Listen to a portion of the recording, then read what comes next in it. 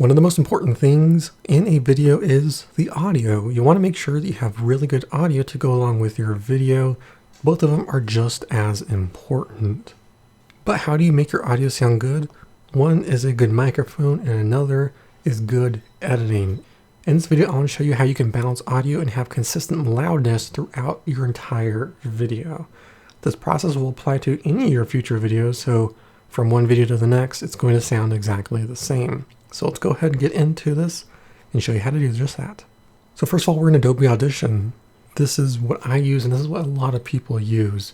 So things may apply to other suites of software, they may not. So just keep that in mind. This is a raw audio track straight out of my audio recorder. This is actually from our video where we show off the iPhone 12 dummy unit. So check that video out if you want to hear the final result. But as you can see, we have a large variety of volume. We have something very loud right here. This is clapping to sync. We have something louder down here and something around here. That's probably where I put something down on the table. You can see even right here, we have dips in the middle and it gets louder. And it's very hard to really manage that. Typically what I do is I normalize my videos.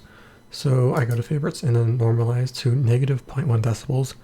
And that's useful to get a certain peak volume, but that's only the peak. So it's going to pick the highest thing, which is probably this right here. And it's going to set that to -0.1.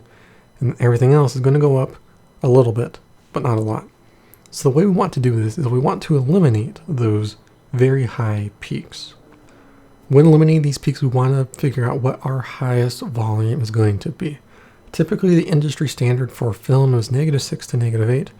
I found a little bit higher to be better on YouTube, so I tend to favor around -6. And while you may have something that peaks at -2, its relative loudness is going to vary based on the rest of the audio.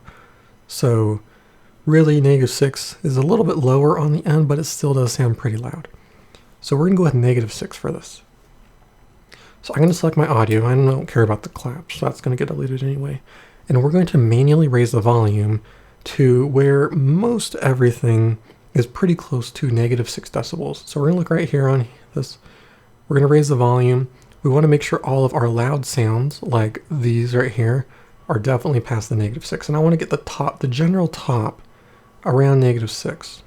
So we're going to keep raising, and about right there is where I'm going to stop.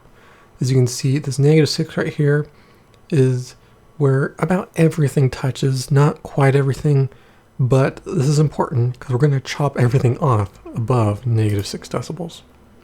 So we're going to go ahead and select this again. And if we play this back, this is going to be very bad because we have stuff that's clipping, it's going past the limit, and it's not good. So we're going to go to Effects, Amplitude and Compression, and we're going to do Single Band Compressor. This is my custom setup I have, and the most important thing is Threshold, which is set to -6 decibels. This is telling it what level to cut it off. You also have other things like the ratio, attack, and release, and then output gain if you want to play around with that, but this is what I use right here. Now if I apply this, what you'll see it do is it chops everything off pretty much above -6 decibels. So it's going to cut that off, and now everything for the most part is pretty level and even, and when we play this back, it will sound very good. In fact, I end up lowering the volume because it's actually pretty loud.